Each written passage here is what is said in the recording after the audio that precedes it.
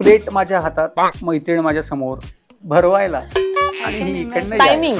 बघ माझी काही हरकत नाही. तू जर का त्यातली कोणी तुला आवडत असेल. फ्री हँड दिला होता मी त्याला आधीच.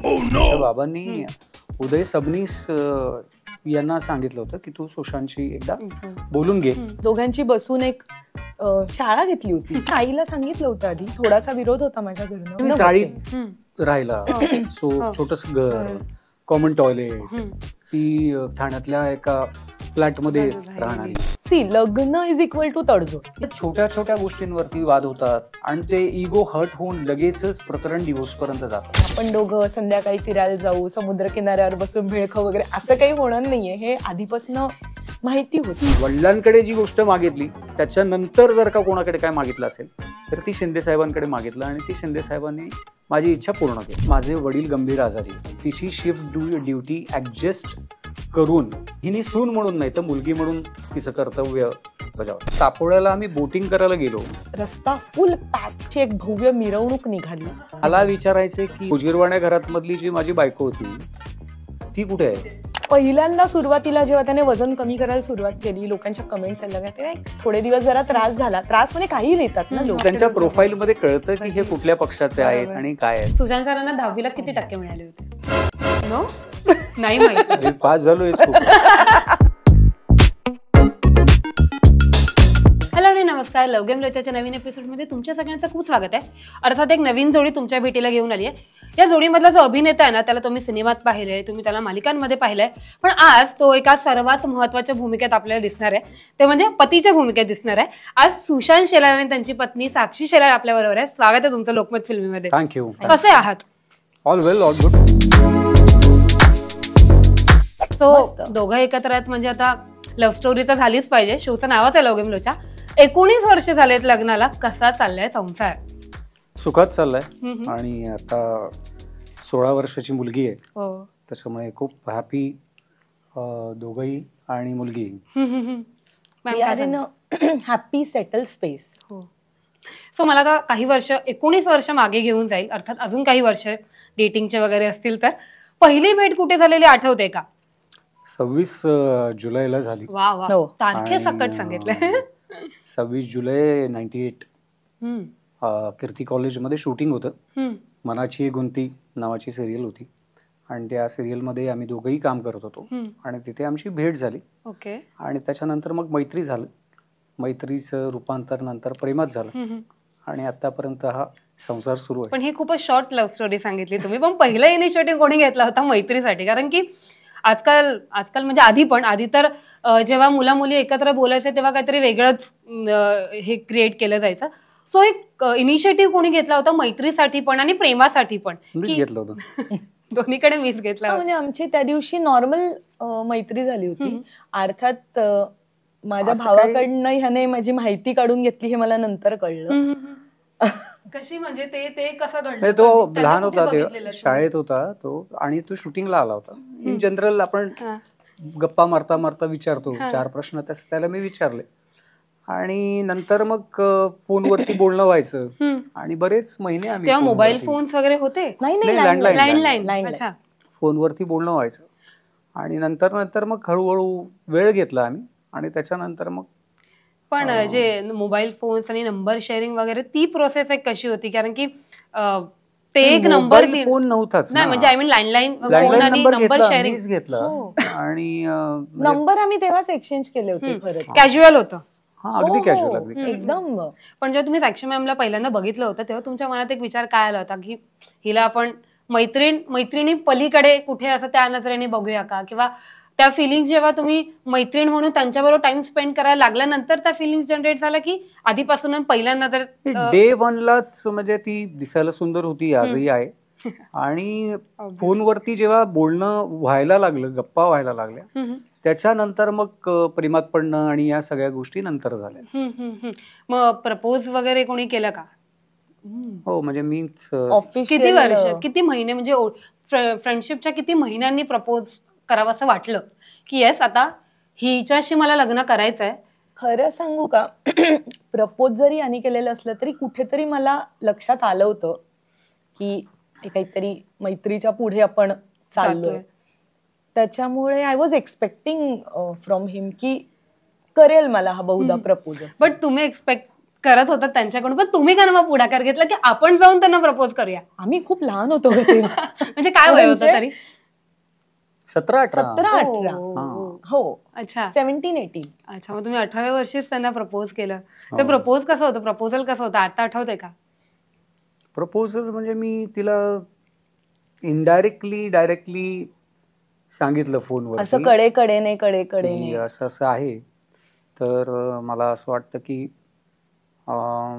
तुझा होकार असेलच या अनुषंगाने. आणि नंतर मग फोनवरतीच मी तिला सांगितलं की येस मला आवडतेस तू.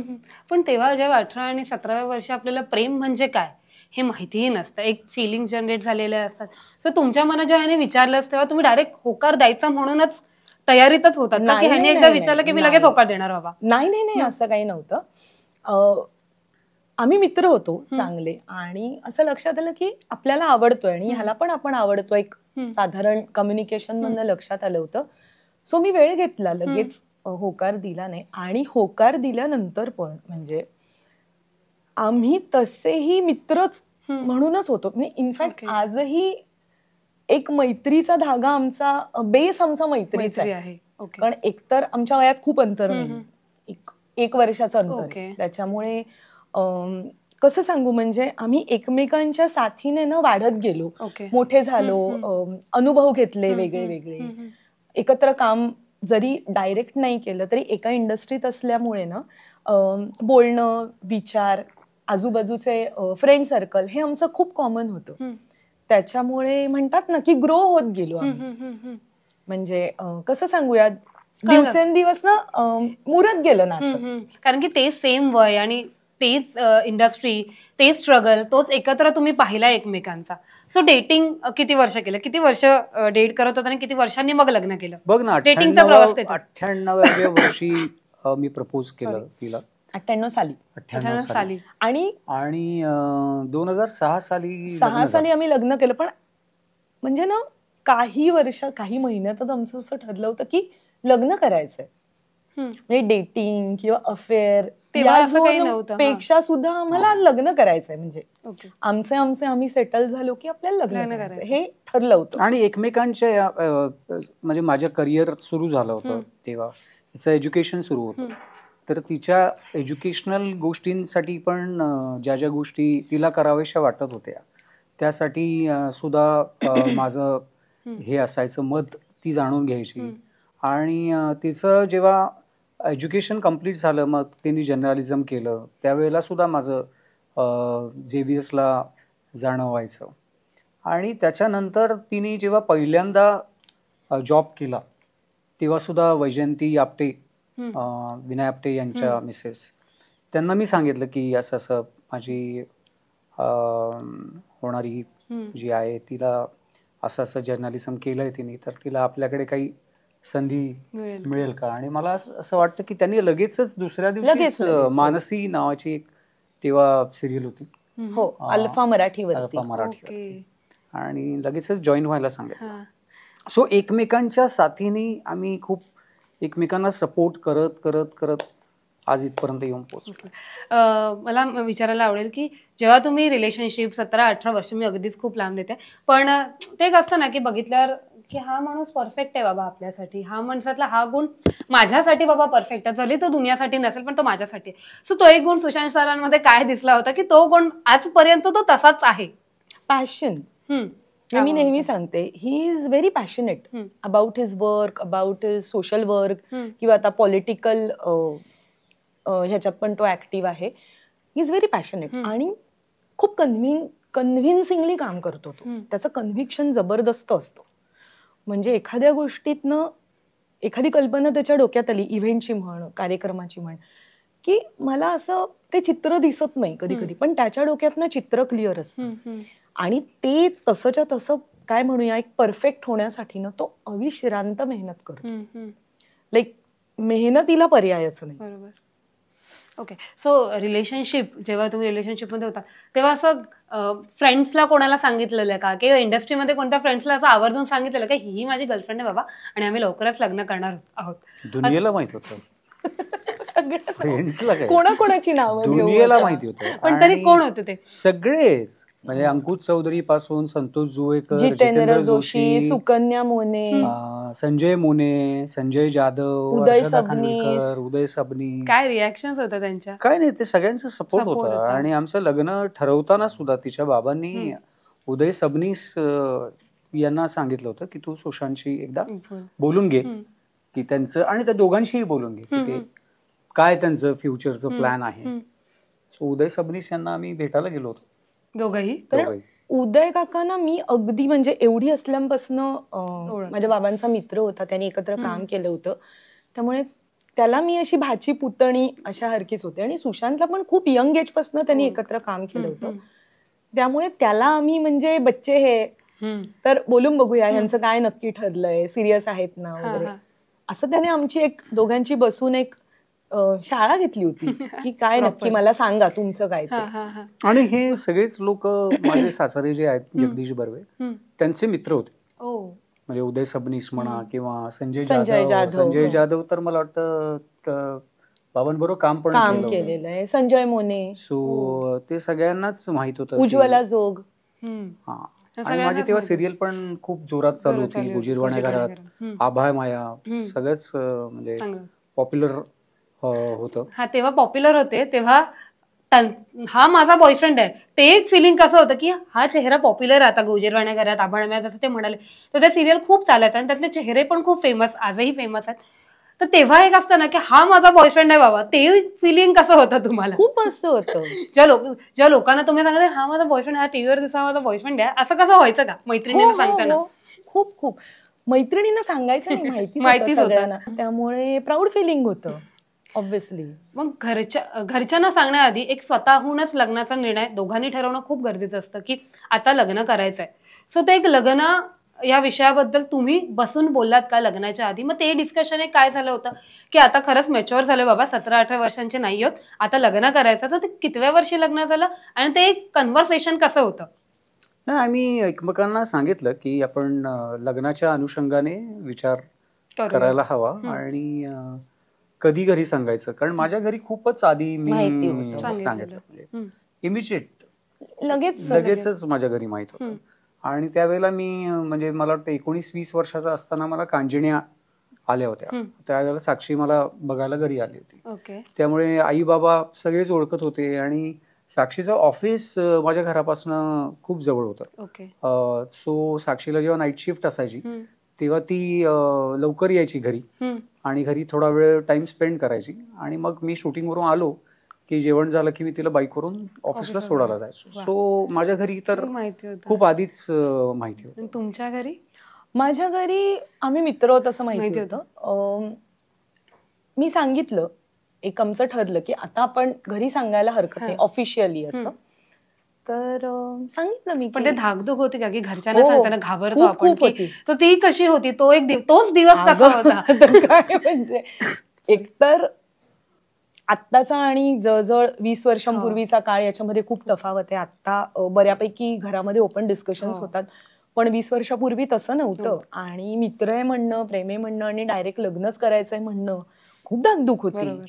पण तेव्हा कसं डेअरिंग केलं, ते कसं सांगितलं? म्हणजे आधी आईला कोपच्यात घेतलं, नंतर बाबांना कोपच्यात घेतलं, असं काही केलं का? आधी भावाला कोपच्यात घेतलं असं काही? मी आईला सांगितलं होतं आधी. थोडासा विरोध होता माझ्या घरनं, कारण एकतर इंडस्ट्री कशी आहे माहितीये की अळवावरचं पाणी आहे, कन्फर्म इन्कम नाही, सेटल नाही. आणि मला जॉब होता, मी अल्फा बातम्यांमध्ये प्रॉपर मला जॉब होता, मी न्यूज अँकरिंग करायचे, त्याच्यामुळे माझी नोकरी होती. पण ह्याचं काय इन्कम म्हणजे कसं, how you are going to make it happen. Plus आमचं इंटरकास्ट मॅरेज आहे, सो एक असतं ना की मुलीलाच ऍडजस्टमेंट कराव्या लागतात, तर कसं तू करणार आहेस असे त्यांना प्रश्न राहिला. सो छोटस घर, कॉमन टॉयलेट, ती ठाण्यातल्या एका फ्लॅटमध्ये राहणारी, सो त्या पण गोष्टी कुठेतरी मॅटर करत होत्या. मग घरच्यांना कन्व्हिन्स कसं केलं? कारण की इंटरकास्ट प्लस कसं झालं की त्यांचा विरोध असं नाही, पण त्यांचं म्हणणं की तू कसं ऍडजस्ट करणार आहेस, तुला खूप गोष्टी ऍडजस्ट कराव्या लागतील ही काळजी आहे आम्हाला. बरोबर. एका पॉइंट नंतर ते झाले कन्व्हिन्स. त्यांनी स्वतःहूनच सांगितलं. सुशांतशी बोलले माझे बाबा, सुशांतच्या बाबांशी बोलले आणि ते गॉट कन्व्हिन्स. आणि मग त्यांचं असं आलं की आता लग्न करा. म्हणजे समजलं लगेच लग्न करून. हा लगेच. म्हणजे त्यांनी मग आम्हाला त्यांनी वेळ असं नाही काही दिला एंगेज, मग. मी त्यांना म्हटलं होतं एंगेजमेंट करूया, करूया. तर ते म्हणाले नाही आता डायरेक्ट लग्नच. पण घरच्यांचं ठीक आहे की घरचे तुमच्याबद्दल विचार करतच होते की सेम इंडस्ट्री आहे, शेवटी ऍक्टिंग फील्ड आहे, पुढे काय काम मिळेल नाही मिळेल, फायनान्शियली गोष्टी असतात. तू स्वतः याचा विचार केला होतास का की मला पुढे जाऊन तडजोड तर करावी लागणारच आहे, सो ते तू सगळं मॅनेज लग्न करण्याच्या आधी कसा विचार केला होतास ह्यांच्या बाबत? लग्न इज इक्वल टू तडजोड. Yes. प्रत्येकाला कुठे ना कुठे काही ना काही ऍडजस्टमेंट करावीच लागते. म्हणजे भले तो खूप एज्युकेटेड असेल, अनएज्युकेटेड असेल, श्रीमंत असेल, गरीब असेल, काही तुम्ही सेम कास्ट मध्ये करा, सेम इकॉनॉमिक बॅकग्राऊंड असेल त्याच्यामध्ये करा, थोडी ना थोडी ऍडजस्टमेंट प्रत्येकाला करायला लागते. त्यामुळे हे डोक्यात पक्क होतं की आपल्याला काही गोष्टी, तशाही मुलीला बऱ्याचशा गोष्टी ऍडजस्ट कराव्या लागतात. असं नाही मी म्हणत की मुलाला नाही, मुलालाही लागतात. पण एकदा ठरलं होतं माझं, त्याच्यामुळे मी नाही असं फार मुळात ती चाळीत सिंगल रूम मध्येच यायला तयार झाली तर तीच मोठी तडजोड होती ना. सो कॉमन टॉयलेट ही त्यावेळेला म्हणजे आमच्यासाठी लहानपणापासून तिकडेच लहानाचा मोठा झालो, त्याच्यामुळे ते काय लाईनीत उभं राहायला कधी काय लाज वाटली नाही. पण तिची मेंटली तयारी तिने केली, हे माझ्यासाठी खूप मोठी गोष्ट होती की तिने ते स्वीकारलं होतं की एक छोट्या घरात राहायचं जिथे प्रायव्हसी नावाचा काही प्रकार नसतो. कारण माझे आई बाबा, आजी, मी आणि माझी बायको असे आम्ही 5 जण राहायचो आणि 8x10ची रूम, त्या 8x10च्या खोलीमध्ये सो खोलीमध्ये राहायचं. सो ते तिने स्वीकारलं होतं. याच्यापेक्षा मोठं अजून काय म्हणजे आव्हान किंवा तडजोड कुठली असू शकते असं मला वाटतं. पण जेव्हा त्यांच्या घरच्यांनी होकार दिला तुमचं असं येस फायनली साक्षीला असं काही म्हणजे लग्न करायचंच हे तर ठरलंच होतं. आणि तिने तिच्या आई बाबांना स्पष्ट सांगितलं की मला लग्न करायचं झालं तर मी सुशांत सोबतच करेन. त्याच्यामुळे तसं फक्त आम्हाला राजी खुशीने करायचं, कुठेही पळून जाऊन वगैरे असं काही करायचं ना. सो त्या देवाच्या कृपेने ते सगळं अशा पद्धतीने झालं. पण लग्नाचा दिवस आठवतोय का? ती लग्नाची शॉपिंग, लग्नाचं ते सगळं कसं होतं? तो दिवस कसा होता? बोललो ना कालच आम्ही, मला तर माझ्या मुलीला ऍक्च्युअली आमची जस्ट अॅनिव्हर्सरी झाली, 4 एप्रिलला आमची अॅनिव्हर्सरी असते. सगळं आपणच करत होतो. काल लग्नाची पत्रिका सापडली त्या डॉक्युमेंट्स मध्ये, तर ती माझी मुलगी ती पत्रिका वाचत होती. म्हटली ही पत्रिका पसंत करण्यापासून, मेनू ठरवण्यापासून, आम्हीच गेलो, हॉल आणि सगळ्या गोष्टी म्हटलं आम्ही दोघांनीच केल्या. सो त्या सगळ्या गोष्टी कालच अशा डोळ्यासमोरून तरळत होत्या. इनफॅक्ट ठाण्याचा पण हॉल एकदा आपण जाऊन बघून आलो होतो. लग्न कुठे झालं होतं? लग्न ठाण्यात, सकाळीच सगळं ठाण्यात झालं आणि रिसेप्शन दादरला. लग्नाचं ते 1 वर्ष कसं होतं? मी 1 वर्षाबद्दल विचारेन, पुढची नाही विचार. पहिलं वर्ष कसं होतं? ते 1 वर्ष मॅनेज करण्यामध्ये थोडंसं डिफिकल्टी झाल्या. खूप ठिकाणी फिरलो आम्ही त्या 1 वर्षात. ओके. कारण आई बाबांनी सांगितलं होतं की तुम्हाला थोडीशी प्रायव्हसी मिळाली पाहिजे, तर आपण कुठेतरी रेंट वरती घर घेऊ. सो आम्ही पहिलं लालबागच्या राजाच्या इकडे घेतलं. मग ते घर मोठं होतं, म्हणजे ते घर चाळीत होतं की मोठं सोसायटीमध्ये, लालबागचा राजा कोऑपरेटिव्ह हाऊसिंग सोसायटीमध्ये होतं. कारण तिकडे मित्र आणि सगळेच होते, त्यामुळे ते तिथे घेतलं. मग तिथे काही महिने राहिलो. तिकडनं मग आम्ही प्रतीक्षा नगरमध्ये घेतलं 1 BHK. पण व्हायचं असं की एकुलता एक मुलगा, सो लहानपणापासून आई वडील म्हणजे विश्व. सो रात्री 2 वाजता बाईक काढायचो, साक्षीला मी म्हणायचो आणि काय माझे सासूबाई आणि सासरे दोघंही born and brought up lower Parel, त्यामुळे ह्यांना एरिया सोडायचा नाही. त्याच्यामुळे आम्ही दोघंच राहायचो तिकडे. आणि राहायचो म्हणजे आम्ही जेवण करून झोपायला जायचो फक्त. आणि झोपायला जायचो, पण ते पण 2-3 वाजता मला करमायचं नाही. आणि 2-3 वाजता मी बाईक काढायचो, साक्षीला म्हणायचो की चल घरी जाऊया. मग ते एका पॉइंट नंतर आई बाबा म्हणाले की हे असंच चालू राहणार असेल तर मग तुम्ही इथे जवळ बघा कुठेतरी. मग फायनली लोअर परेलला एक 4 बिल्डिंग सोडून आम्ही एक छोटस घर घेतलं, रेंट आउट केलं.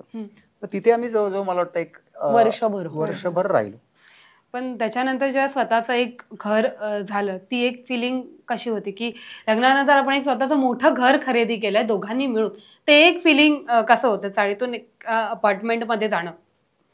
ते दुनियादारीच्या काळात स्वामींच्या कृपेने झालं आणि स्वामींच्या नजरे समोरच त्यांनी ते, मी अजूनही ते म्हणतो की ते स्वामींचं घर आहे आणि ते त्यांनी मला काय म्हणतात की एक गिफ्ट म्हणतात ना तशा पद्धतीचं आशीर्वाद म्हणून दिलेलं आहे. सो मी ऑलवेज हे लक्षात ठेवतो की आपण जे काही घडतंय आपल्याकडनं आणि आमच्या दोघांकडनं ज्या काही गोष्टी सामाजिक घडत असतील किंवा इतरांसाठी घडत असतील, मग ते मदतीच्या स्वरूपात असेल किंवा सामाजिक असतील, तर त्या सगळ्या परमेश्वर तुमच्याकडनं करून घेत असतो, आपण कोणी नसतो. सो ते कुठेतरी मनात विचार ठेवला ना तर मला वाटतं की कुठेतरी आपल्याला त्या गोष्टीचा जास्त गर्वही होत नाही आणि त्याचं एक भान सुद्धा राहतं की हे परमेश्वराच्या कृपेने झालेलं आहे. आणि आपण ग्राउंडेड राहतो त्याच्यामुळे, मुद्दाम काही प्रयत्न करायची गरज नसते.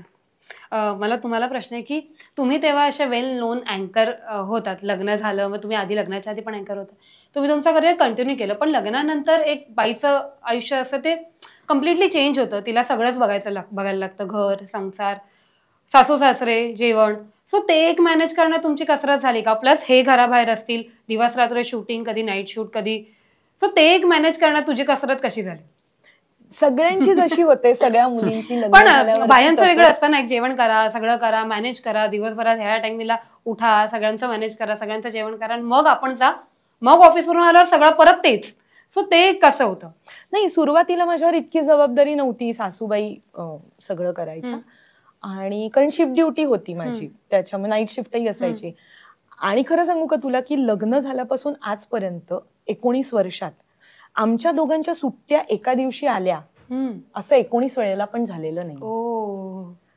हे मुळात मला हे माहिती होतं आधीचं, आमच्या दोघांचंही कामाचं स्वरूप आम्हाला माहिती असल्यामुळे ना खूप कमी वेळेला माझी चिडचिड झाली की अरे यार हा नाहीच आहे, किंवा मी आता मला सुट्टी असायची, मला twice a day, once a week सुट्टी असायची, तर तेव्हा याला नसायची सुट्टी, कारण शूटिंगला अशी सारखी सारखी सुट्टी मिळत नाही आणि तो लोअर परेलवरनं मडला जायचा, माझं ऑफिस जवळच होतं, त्यामुळे मी माझा टाइम स्पेंड करायचे, सासूबाई सासरे, त्याच्यामुळे मॅनेज व्हायचं. असं काही खूप हे माहिती होतं की आपल्याला एकत्र खूप वेळ मिळणार नाहीये, म्हणजे आपण दोघं संध्याकाळी फिरायला जाऊ, समुद्र किनाऱ्यावर बसून भेळ खाऊ वगैरे असं काही होणार नाहीये, हे आधीपासून माहिती होती. ते डोक्यात देऊन चाललेलं तुम्ही की असंच मला तर राहायचंय, ऍक्टरला आपण एक्सेप्ट केलं, सो अशा अशा गोष्टी मला मॅनेज करायच्या. लग्नाच्या आधीपासूनच, म्हणजे खरं सांगू का तुला, आम्ही जे भेटायचो ना ते आमची कामं असायची ना तेव्हाच भेटायचो. असे मुद्दाम वेळ काढून आम्ही लग्न व्हायच्या आधी पण भेटलोय किंवा कुठेतरी फिरायला गेलो असं कधीच हार्डली झालं असेल. अच्छा तुझं कुठे शूटिंग आहे, झूला आहे का, अच्छा ठीक आहे मग मी येते झूला, तुझं कुठे आहे, आधी मी काम करायचे सिरियल मध्ये वगैरे, जर्नलिझम करायच्या आधी कॉलेजमध्ये असताना, किंवा तुझा कुठे प्रयोग आहे, अच्छा मग मी तिथे येतो, हे असंच चालायचं. आणि हे असं वर्षानुवर्ष डेट वगैरेला गेला नाहीत कधी? नाही, कॉलेजला मी तिला भेटायला जायचो ना, ठाणा कॉलेजला, आणि त्यांचे फेस्टिवल वगैरे असले की मी जायचो, पण शूटिंगच इतकं असायचं तर मी 2-2, 3-3 डेली सोप करत होतो.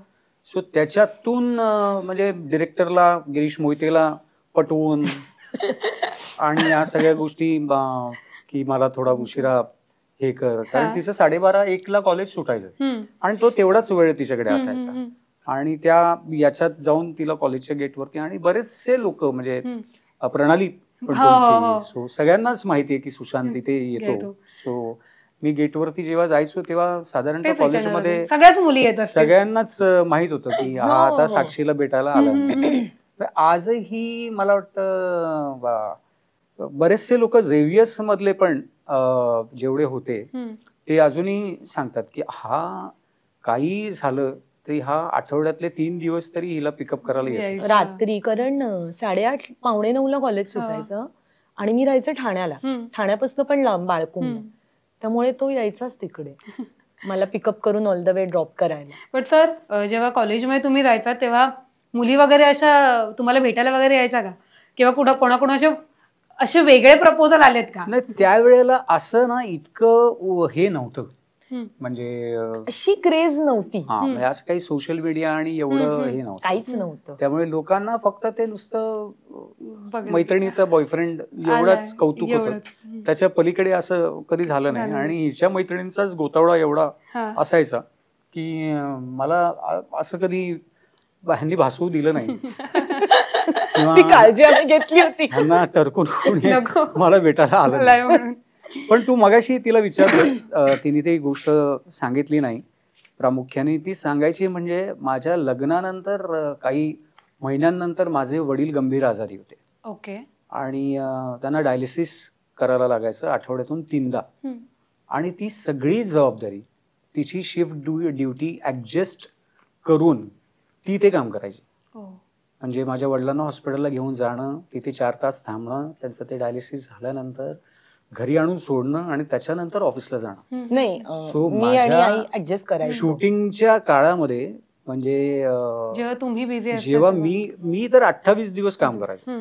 सो मॅक्झिमम टाइम ती म्हणजे तिच्या सासूबाईंबरोबर, माझ्या आई बरोबर सगळं टायमिंग आणि या सगळ्या गोष्टी मॅनेज करून, म्हणजे मी तुला सांगतो की सून म्हणून नाही पण जवळजवळ मुलगी म्हणून तिने हे केलं. आणि मी कम्प्लिटली, माझे वडील त्यावेळेला जी काही ट्रीटमेंट माझ्या वडिलांना मिळाली त्याच्यामध्ये माझ्या आईनी तर एक पत्नी म्हणून कर्तव्य बजावलंच, पण हिनी सून म्हणून नाही तर मुलगी म्हणून तिचं कर्तव्य बजावलं. त्याच्यामुळे एक मोठं त्यावेळेला जो सपोर्ट मला होता, जो मी शूटिंग वरती फोकस करू शकलो, ते all because of her. Otherwise म्हणजे इमोशनली मी कम्प्लीटच हे झालो होतो, ब्रेकडाऊन झालो होतो. आणि त्यावेळेला ती खंबीरपणे उभी होती म्हणून ते सगळं मॅनेज झालं, अदरवाईज ते शक्य नव्हतं. खरं तर तू प्रश्न विचारलास की लग्नानंतर कसं 1 वर्ष ना आमचं, आम्ही कुठेच नाही अगं फिरायला वगैरे गेलो. म्हणजे तेच विचारणार होतं की ते कसं ऍडजस्टमेंट. आणि आम्ही हनीमूनला गेलो होतो ना, तिकडे सुद्धा लोकांनी सोडलं नाही. तिथे मी तुला सांगतो, कापोड्याला आम्ही बोटिंग करायला गेलो तर ते बोटिंग करताना कोणीतरी बघितलं आणि आतमध्ये ते अर्धा तास का 40 मिनिटाचं ते राईड घेऊन परत येईपर्यंत एक शेकडो लोक. नाही, बोटिंगला जेव्हा आम्ही गेलो ना तेव्हा तेवढं ना कापोळा आत्ता जसं आहे ना तसं नव्हतं. म्हणजे निर्मनुष्य होतं. आयडियली म्हणजे तिथे फारसं कोणी नसेल, तुम्हाला जरा एन्जॉय करता येईल म्हणून तिथले जे आमचे ह्यांचे फॅमिली फ्रेंड होते ते घेऊन गेले होते की तिथे तुम्ही जा, आरामात बोट राईड करा, ते जेट स्की वगैरे करा, कोण नसतं. निर्मनुष्य रस्ता होता. आम्ही गेलो तेव्हा एवढं डेव्हलप नव्हतं. 2 जेट स्की होते अगं तिथे आणि 1 बोट. ते सगळं आम्ही करून येईपर्यंत रस्ता फुल पॅक. त्याच्यानंतर आमची एक भव्य मिरवणूक निघाली. ओटी भरण्याचा एक 50-60 गाडीवरती सुद्धा त्या येऊन लोकांनी म्हणजे रॅली काढतात ना, तशी रॅली काढली. बापरे. आणि एवढं अनएक्सपेक्टेड होतं ना, म्हणजे आम्ही जेवताना ना अशी 100 लोक आजूबाजूला होती. म्हणजे की आता कधी यांचं जेवण होतं आणि कधी आम्ही यांना पकडून घेऊन जातो फोटो काढायला म्हणून किंवा आणि तेव्हा मोबाईल सेल्फी वगैरे काहीच नव्हतं.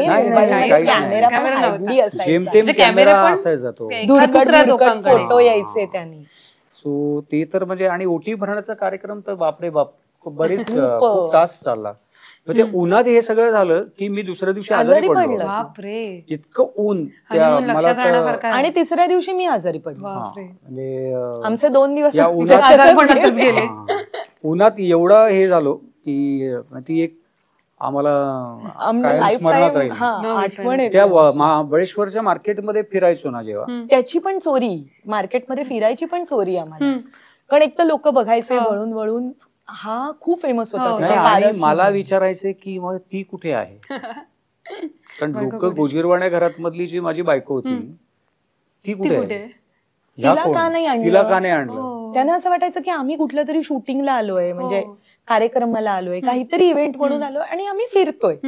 बरं, माझ्या हातावरती मेहंदी होती, बांगड्या, म्हणजे कळतं नाही काही त्यांना त्याच्याशी देणं घेणं नसायचं. लहान बाळांना ह्याच्या जवळ अंगावर टाकून कंपल्सरी फोटो काढले जायचे. एक प्रश्न तुम्हाला विचारायला आवडेल की बिग बॉस मध्ये आम्ही सरांना बघितलं की ते खूप हळवे होते, खूप इमोशनल होते आणि खूप स्ट्रॉंग पण होते. खऱ्या आयुष्यात सुशांत सर कसे आहेत, घरी कसे असतात? नाही, खूप वेगळा असतो घरी. कसं असतं?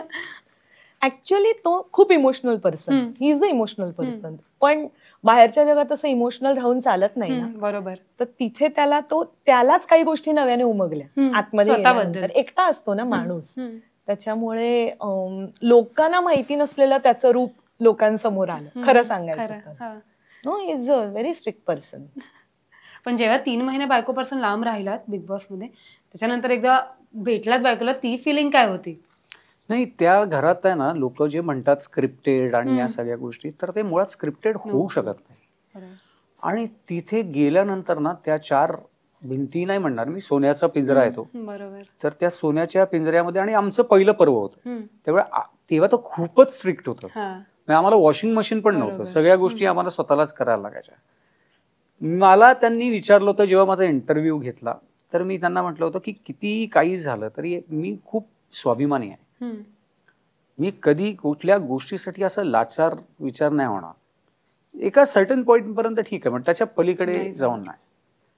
3ऱ्या दिवशी ते जो कॅमेरे असतात ना, ते कॅमेऱ्याशीच बोलावं लागतं, तुम्हाला काय हवंय काय नकोय. कॅमेऱ्याच्या समोर जाऊन मी ढसा रडून सांगितलं होतं की मी सरेंडर करतो, आत्ताच्या आत्ता मला माझ्या मुलीशी बोलायचंय.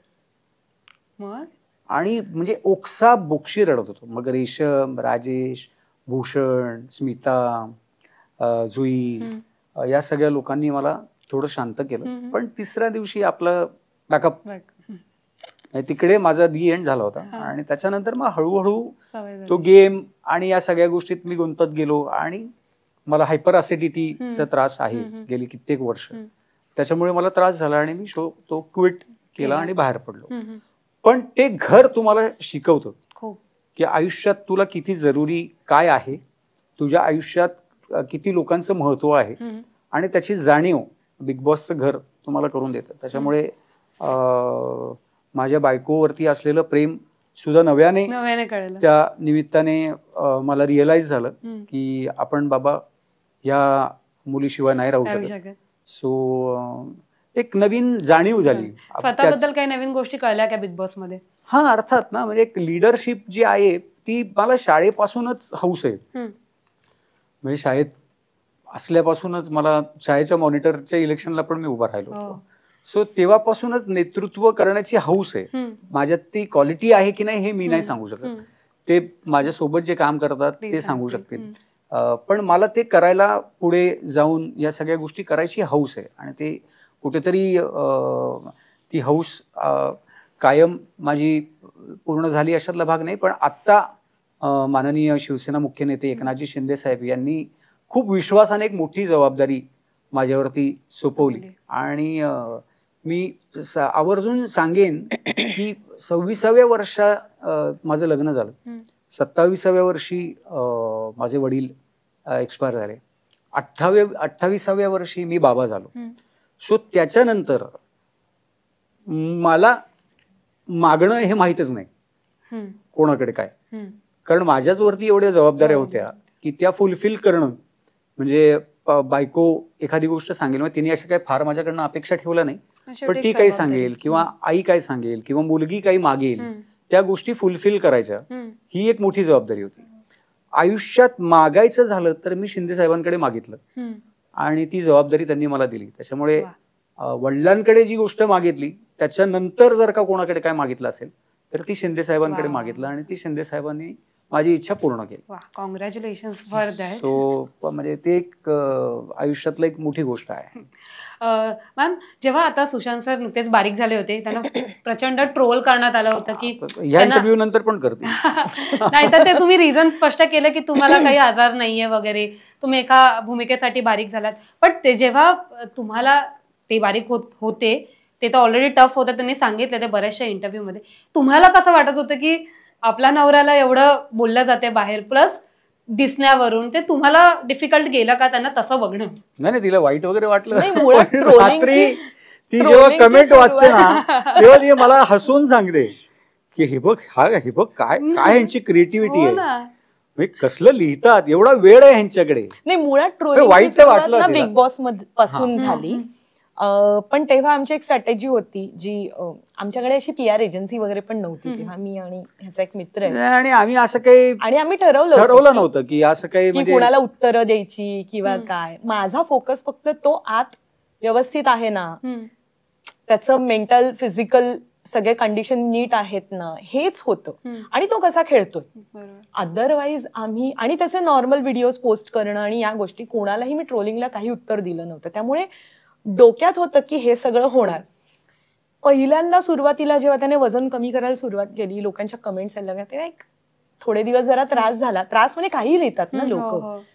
नंतर तर आमचा रात्रीचा तो कार्यक्रम असायचा की रात्री बघून कॉमेंट वाचायच्या सगळ्या आणि आम्ही हसतो त्याच्यावरती. आम्ही पण कॉमेंट करतो भरपूर, लिहित नाही पण आमच्या आणि तो आमचा एक करमणुकीचा कार्यक्रम असतो की ट्रोलर्सच्या कॉमेंटवर हसायचं. तुम्हाला आणि हे ट्रोलिंग आहे ना, आम्ही ऑब्झर्व केलं, खूप अपोजिशन जी लोक आहेत म्हणजे आमच्या पार्टीच्या अपोजिशन जे आहेत ना, त्यांच्याकडनं खूप गोष्टी होतात. म्हणजे तू त्यांच्या प्रोफाईलवर जाऊन बघितलंस ना, तर त्यांच्या प्रोफाईलमध्ये कळतं की हे कुठल्या पक्षाचे आहेत आणि काय आहेत. सो त्यांचं इंटेन्शनच कळतं ना की मला ट्रोल करून ते कुठेतरी माझ्या पक्षाला इनडिरेक्टली हे करण्याचा प्रयत्न करतात. सो त्यांचं ट्रोलिंगचं मला इतकं म्हणजे एखादी भूमिका नाही आवडली किंवा एखादं काम माझं नाही आवडलं आणि त्याच्याविषयी कॉमन पब्लिकनी किंवा ऑडियन्सनी रिॲक्ट केलं तर त्याविषयी वाईट वाटून घेणं आपण त्याचं हे करतो, अप्रिशिएट करतो. पण ह्या सगळ्या गोष्टी मला नाही वाटत. म्हणजे आता ह्याच्या आजचा आपला इंटरव्ह्यू झाल्यानंतर तो जेव्हा टेलिकास्ट होईल तर तेव्हा पण लोक ट्रोल करतील. पण मला नाही आता त्याविषयी काही. पण आता तुम्ही जेव्हा हे रिझन दिलं की तुम्ही एका भूमिकेसाठी बारीक झाला होता, त्यानंतर काय म्हणजे लोकांच्या प्रतिक्रिया, त्याच्यानंतर पण ट्रोलिंग सुरूच आहे? सुरूच आहे, चांगलं बोललं, सुरूच आहे, बंद नाहीच झालं. बंदवरनं एक कविता त्याने म्हटली होती, कुठला तरी बंद, तर त्याच्यावरती अशी कमेंट आली होती, अरे 4 घास खा नाही तर तू बंद होशील. आता यावर काय रिॲक्ट करायचं? आम्ही हसलो कारण त्यांची पण क्रिएटिव्हिटी आहे. सो कमेंट करणारे असं सुचणं पण, अरे म्हणजे बंद ह्या कवितेवरती तू काहीतरी खात पीत तू बंद होशील. सो हे पण म्हणजे त्यांचं पण कौतुक आहे. आता सुशांत सर अभिनय क्षेत्रात तर बरेच वर्ष राजकारणात पण आलेत. सो तुम्हाला सुशांत शेलार राजकारणामधले जास्त आवडतात की अभिनय क्षेत्रातले जास्त? अभिनय क्षेत्रातले. राजकारणातले अजून चाललंय? राजकारणात आधीपासूनच होतो, पहिल्यापासून तो राजकारणात होता. जास्त सक्रिय राजकारणामध्ये येण्याची जी इच्छा होती ती शिंदे साहेबांमुळे पूर्ण झाली. ओके. आता एवढे वर्ष झालेत, 19 वर्ष झालीत, मागे वळून बघताना कोणता क्षण तुम्हाला पुन्हा जगावा असं वाटेल? बाईकवरून फिरणं. आणि सुखी संसारासाठी काय टिप्स द्याल प्रेक्षकांना? मला असं वाटतं ना, सध्याच्या काळामध्ये जे आपण बघतोय की इंडिपेंडेंट झालेत खूप लोक आणि ना छोट्या छोट्या गोष्टींवरती वाद होतात, इगो हर्ट होतात आणि ते इगो हर्ट होऊन लगेचच प्रकरण डिवोर्स पर्यंत जातं. बरोबर. सो इतकं आपली संस्कृती आणि आपलं कल्चर इतकं हे नाहीये, तकलादू नाहीये. सो मला असं वाटतं की लग्न करतानाच 1000 वेळा विचार करा, कारण 2 कुटुंब त्या निमित्ताने जोडले जातात. तुम्ही जेव्हा वेगळे होता तेव्हा फक्त तुम्ही वेगळे होत नाही, तर 2 कुटुंब वेगळी होतात. सो मला असं वाटतं की लग्न हे तुमचं इगो बाजूला ठेवून त्याचा विचार करा आणि तुमचा इगो आड येणार असेल तर प्लीज त्या भानगडीत तुम्ही पडू नका. कारण काय होतं की कुठेतरी ना माघार घ्यावी लागते. चूक ही होते माणसाकडनं, माझ्याकडनं झाली असेल, साक्षीकडनं झाली चूक, हे मी सांगणं चुकीचं आहे, पण माझ्याकडनं झाली असेल. पण तेव्हा कुठे जेव्हा आपल्याला ती आपली चूक रिअलाइज होणं, माफी मागणं, याच्यात कमीपणाचं नसतं. सो लग्न करण्यापेक्षा लग्न टिकवणं हे आणि निभावणं आणि ती जबाबदारी स्वीकारणं आणि ती पेलणं आणि ती पार पाडणं ही जास्त महत्वाची आहे. काय सांगा? तारेवरची कसरत आहे. जसं सुशांत म्हणाला तसं आत्ताच हे बघताना कोणाचं लग्न झालं ना की कधी कधी धस्तच होतं. असं वाटतं अरे टिकवा. आत्ताच्या जगात दुसरं म्हणजे खरंच वेळ द्या एकमेकांना. म्हणजे पूर्वी, आता आमचं लग्न होऊन पूर्वीच म्हणायला पाहिजे, आता 19 वर्ष पूर्ण झाली, म्हणजे तेव्हा कसं होतं ना की घरच्यांनी ठरवलं ना की आपल्याला हो म्हणायला लागायचं की करा लग्न. आता आमचं पण बऱ्यापैकी यंग एज मध्ये लग्न झालं, पण आता वाटतंय की वेळेवर झालं. कारण जसं जसं वय वाढत जातं ना तुमची मतं पक्की होत जातात, तुम्ही थोडेसे काय म्हणूया तुमच्या मतांशी ठाम होत जाता, ऍडजस्टमेंट करणं कठीण होत जातं डे बाय डे. तर खरंच लग्न करायचं असेल ना तर 100 वेळेला विचार करा, आणि केल्यावरती ना ते कसं आपण टिकवू, तुटायला 1 मिनिट लागतं.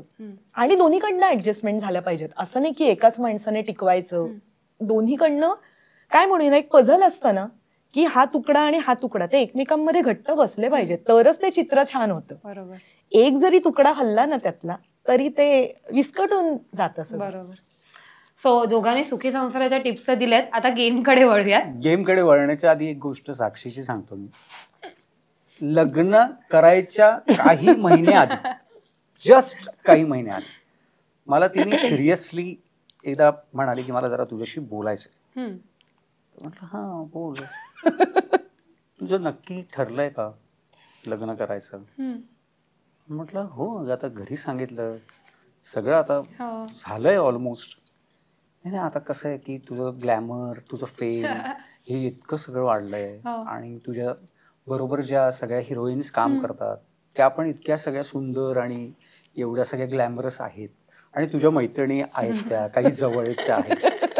तर तू, मला असं वाटतं की बघ माझी काही हरकत नाही, तू जर का त्यातली कोणी तुला आवडत असेल आणि तुझा जर का विचारात बदलणार असेल, आधी चान्स दिला होता म्हणजे, तर काही हरकत नाही, तू विचार करू शकतोस.